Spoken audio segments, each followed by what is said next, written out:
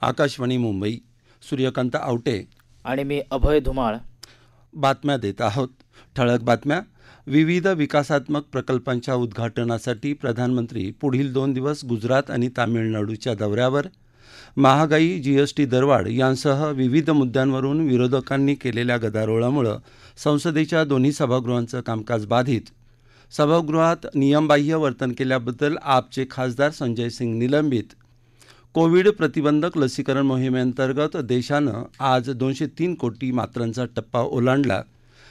हर घर तिरंगा मोहिमेवर कॉर्पोरेट सामाजिक दायित्व निधी खर्च करण्याचे केंद्र सरकारचे खाजगी कंपन्यांना निर्देश आणि अत्यावश्यक आरोग्यसेवेतील संबंधित वस्तूंच्या खरेदीचं महत्त्व जाणून या सेवा स्थगिती आदेशातून वगळण्याचे मुख्यमंत्री एकनाथ शिंदे यांचे निर्देश. प्रधानमंत्री नरेंद्र मोदी उद्या आणि शुक्रवारी गुजरात आणि तामिळनाडूला भेट देतील. उद्या 12 वाजता गुजरातमधल्या साबरकांता इथं 1000 कोटी मूल्यांच्या विविध प्रकल्पांची पायाभरणी करतील. या प्रकल्पांमुळे स्थानिक शेतकरी आणि दूध उत्पादकांच्या उत्पन्नात भरीव वाढ होणार आहे. पर्यायाने ग्रामीण अर्थव्यवस्थेला चालना मिळेल. दर दिवशी 120 मेट्रिक टन क्षमतेच्या पावडर प्रकल्पाचं उद्घाटनही मोदी यांच्या हस्ते साबरडेरी इथं होईल. या प्रकल्पाची किंमत 300 कोटी इतकी आहे. संध्याकाळी 6 वाजता मोदी 44व्या बुद्धिबळ ऑलिम्पियाडची घोषणा चेन्नईच्या JLN इंडोर स्टेडियम इथं करतील. ही बुद्धिबळ ऑलिम्पियाड स्पर्धा 28 जुलै ते 29 ऑगस्ट दरम्यान चेन्नई इथं आयोजित केली आहे. शुक्रवारी सकाळी 10 वाजता प्रधानमंत्री अण्णा विद्यापीठाच्या 42व्या पदवीदान समारंभाला उपस्थित राहतील. या कार्यक्रमात ते 69 सुवर्ण पदधारकांना पदके प्रदान करतील तसंच उपस्थितांना मार्गदर्शन करतील. शुक्रवारी संध्याकाळी मोदी गांधीनगरच्या GIFT शहराला भेट देतील आणि विविध प्रकल्पांचा कोनशिला उभारतील. कोविड-19च्या साथीमुळे 2021ची जनगणना आणि तत्संबंधी कामं पुढील आदेशापर्यंत पुढे ढकलण्यात आल्याचं सरकारनं काल लोकसभेत एका लेखी उत्तरात सांगितलं. या कामाशी संबंधित 1736 पदं भरण्याबाबतची मागणी कर्मचारी निवड आयोग आणि केंद्रीय लोकसेवा आयोगाकडे करण्यात आली असून 2020 आणि 2021मध्ये 372 पदं भरण्यात आली आहेत, अशी माहिती गृहराज्यमंत्री नित्यानंद राय यांनी दिली. महागाई, जीएसटी दरवाढ यासह विविध मुद्द्यांवरून विरोधकांनी केलेल्या गदारोळामुळे संसदेच्या दोन्ही सभागृहाचं कामकाज आजही बाधित झालं. सभागृहात नियमबाह्य वर्तन केल्याबद्दल आपचे खासदार संजय सिंग यांना आज निलंबित करण्यात आलं. संजय सिंग यांनी काल सभागृहात कागद फाडून पीठासनाकडे फेकल्याबद्दल त्यांच्यावर या आठवड्याच्या उर्वरित भागासाठी निलंबित करावं असा प्रस्ताव संसदीय कामकाज मंत्री व्ही मुरलीधरन यांनी मांडला. तो आवाजी मतदानानं मंजूर करण्यात आला. त्यानंतर कामकाज तहकूब झालं. पुन्हा कामकाज सुरू झालं तेव्हा उपाध्यक्ष हरिवंश यांनी वारंवार सांगूनही निलंबित खासदार संजय सिंग यांनी सभागृहातून बाहेर पडायला नकार दिला. त्यामुळे उपाध्यक्षांनी कामकाज दुपारी 2 वाजेपर्यंत तहकूब केलं. त्याआधी सकाळी राज्यसभेचं कामकाज सुरू होताच काँग्रेस, तृणमूल काँग्रेस, आम आदमी पक्ष आणि समाजवादी पक्षाच्या सदस्यांनी इतर मुद्द्यांवर दिलेला स्थगन प्रस्ताव अध्यक्ष व्यंकय्या नायडू यांनी फेटाळला. त्यामुळे सदस्यांनी सभागृहाच्या मधोमध येऊन घोषणाबाजी सुरू केली. गोंधळ वाढत गेल्यानं अध्यक्षांनी कामकाज 1 तासासाठी स्थगित केलं होतं. लोकसभेतही कामकाजाला प्रारंभ होताच विरोधी पक्षाच्या सदस्यांनी जीएसटी आणि अन्य मुद्द्यांवरून सदनात घोषणाबाजी सुरू केली. त्यानंतर लोकसभेचं कामकाज दुपारी 2 वाजेपर्यंत स्थगित करण्यात आलं. मनी लॉन्ड्रिंग प्रकरणी काँग्रेस अध्यक्ष सोनिया गांधी यांची आजही सक्तवसुली संचालनालयामार्फत चौकशी सुरू आहे. काल 6 तास त्यांची चौकशी झाली होती. नॅशनल हेरॉल्डची मालकी असलेल्या काँग्रेस प्रणित यंग इंडियन प्रायव्हेट लिमिटेडमधल्या कथित वित्तीय अनियमिततेबाबत सक्तवसुली संचालनालय तपास करत आहे. या प्रकरणी याआधी काँग्रेस नेते राहुल गांधी यांचीही संचालनालयानं 5 दिवस चौकशी केली होती. काँग्रेस अध्यक्ष सोनिया गांधी यांच्या ईडी चौकशीच्या निषेधार्थ काँग्रेस खासदारांनी आज संसद भवनापासून विजय चौकापर्यंत मोर्चा काढला. माहिती आणि प्रसारण मंत्री अनुराग ठाकूर यांनी त्यावर टीका केली. त्यांनी काही चुकीचं केलं नसेल तर ते का घाबरत आहेत, असं ते संसदेबाहेर बातमीदारांशी बोलताना म्हणाले. गांधी परिवार कायद्याच्या वर आहे का, असा सवालही त्यांनी केला. कोविड प्रतिबंधक लसीकरण मोहिमेअंतर्गत देशानं आज 203 कोटी मात्रांचा टप्पा ओलांडला. देशभरात आज सकाळपासून सुमारे 25 लाख नागरिकांचं लसीकरण झालं. त्यामुळे लाभार्थ्यांना आत्तापर्यंत दिलेल्या मात्रांची एकूण संख्या 203 कोटी 43 हजारांच्या वर गेली आहे. त्यात 93 कोटींपेक्षा जास्त लाभार्थ्यांनी लसीची दुसरी मात्रा, तर 7 कोटी 84 लाखांपेक्षा जास्त नागरिकांनी खबरदारीची लस मात्रा घेतली आहे. 15 ते 18 वयोगटातल्या लाभार्थ्यांना आत्तापर्यंत 11 कोटी 18 लाखांपेक्षा जास्त, तर 12 ते 14 वयोगटातल्या लाभार्थ्यांना आत्तापर्यंत 6 कोटी 61 लाखांपेक्षा जास्त मात्रा मिळाल्या आहेत. राज्यात आज सकाळपासून 1,27,000पेक्षा जास्त लाभार्थ्यांचं लसीकरण झालं. त्यामुळे राज्यात आत्तापर्यंत लाभार्थ्यांना दिलेल्या मात्रांची एकूण संख्या 17 कोटी 26 लाखांच्या वर गेली आहे. त्यातल्या 7 कोटी 55 लाखांपेक्षा जास्त लाभार्थ्यांनी दुसरी मात्रा, तर 58,22,000पेक्षा जास्त नागरिकांनी खबरदारीची लस मात्रा घेतली आहे.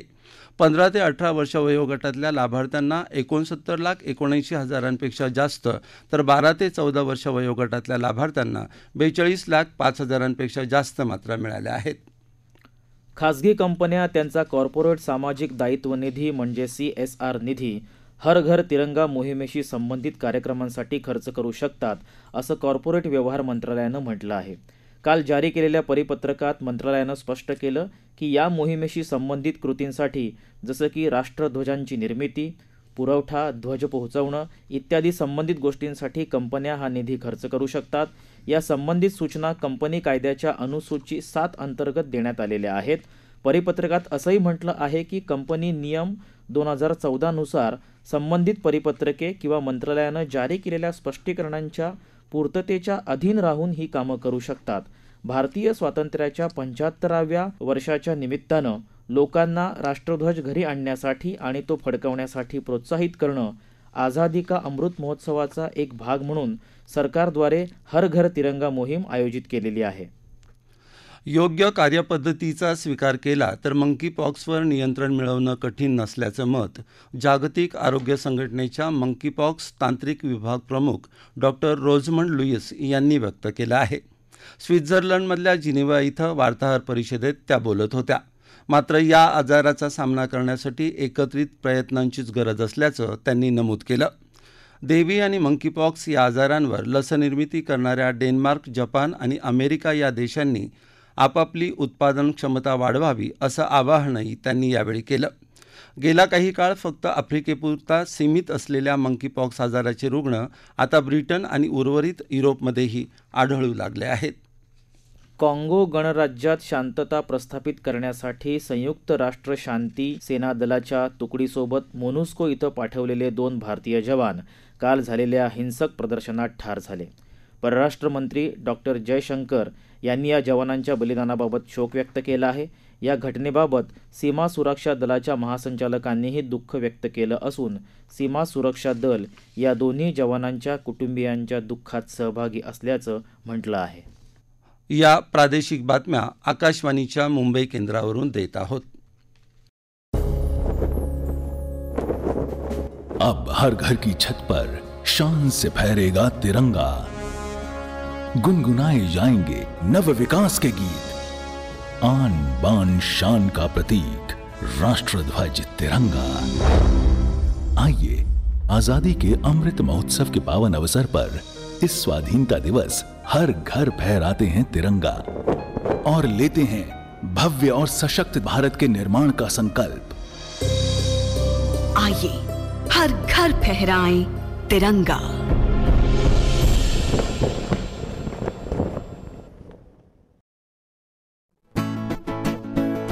कोरोना विरुद्धचा लढा बळकट करूया. चला पुढाकारानं घ्या खबरदारीसाठी लसमात्रा. स्वातंत्र्याच्या अमृत महोत्सवानिमित्त 15 जुलैपासून 75 दिवस सर्व लसीकरण केंद्रांवर अगदी विनामूल्य खबरदारीची लसमात्रा. प्रादेशिक बातमीपत्रात आपलं पुन्हा एकदा स्वागत.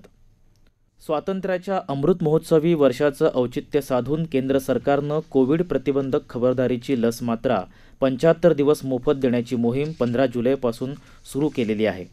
ही मात्रा सर्वांनी घ्यावी यासाठी सर्व पातळ्यांवर जोमानं काम सुरू आहे. सिंधुदुर्ग जिल्ह्यातले उद्योजक मंगेश चव्हाण यांनी आकाशवाणीशी बोलताना सांगितलं. मी कालच बूस्टर डोस घेतलेला आहे. पहिला माझे 2 डोस झालेला आहे. तिसरा डोस मी कालच घेतलो की मला काही त्रास झालेला नाही. तर कृपया प्रत्येकाने बूस्टर डोस घ्यावी. कशासाठी की उद्या पुढे गणपती सण येतोय, चाकरमानी परत उतरणार आहे घरोघरी. त्याच्यामुळे कृपया प्रत्येकाने बूस्टर डोस घ्यावी. आणि मोदी साहेबांनी हे जे काही मोफत डोस पुरवलेले आहे ते कृपया प्रत्येकाने घेऊन त्याचा लाभ घ्यावा. ठाणे महापालिकेतल्या आरोग्य अधिकारी डॉक्टर प्रणिता बैसाणे यांनी आकाशवाणीशी बोलताना सांगितलं.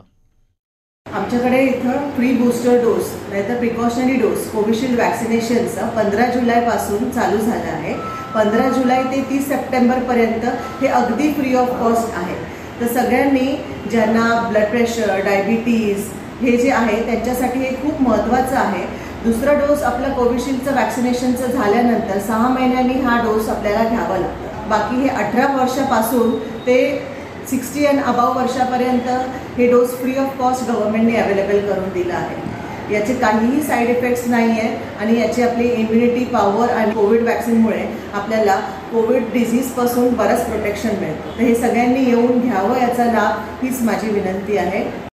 आरोग्यसेवा ही अत्यावश्यक सेवा असून रुग्णांची गैरसोय होऊ नये म्हणून वैद्यकीय शिक्षण आणि औषधी द्रव्य विभाग तसंच सार्वजनिक आरोग्य विभागाकडून खरेदी करावयाची औषधं, सर्जिकल साहित्य, उपभोग्य वस्तू, रसायनं आणि उपकरणांना स्थगितीच्या आदेशातून वगळण्याचे निर्देश मुख्यमंत्री एकनाथ शिंदे यांनी काल दिले आहेत.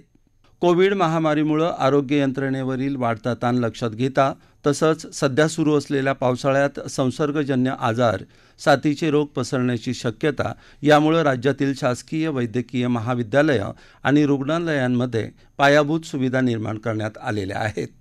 सिंधुदुर्ग जिल्ह्यात दीनदयाल उपाध्याय ग्रामज्योती योजनेतून ऊर्जा क्षेत्रात 55 कोटी रुपयांची कामं पूर्ण करण्यात आली आहेत.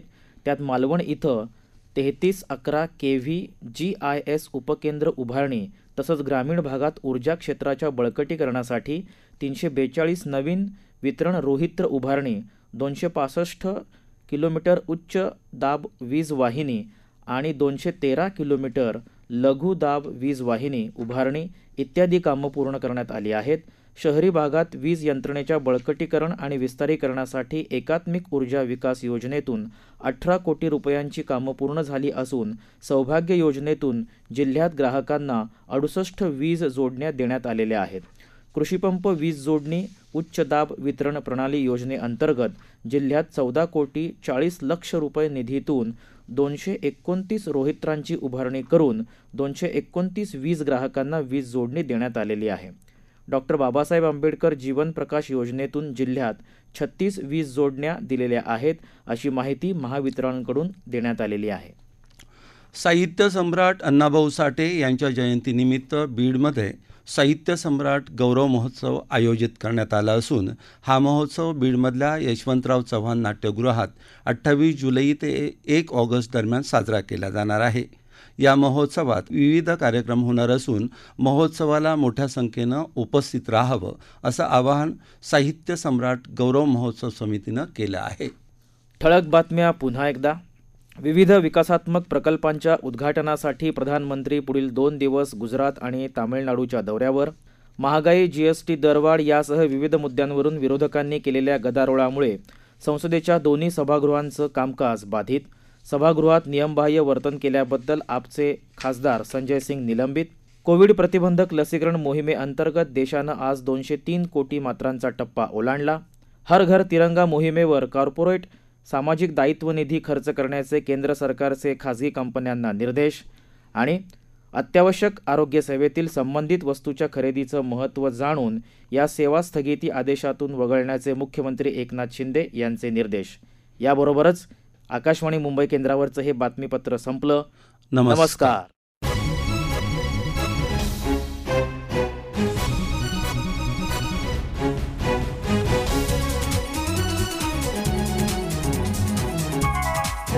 Thank you.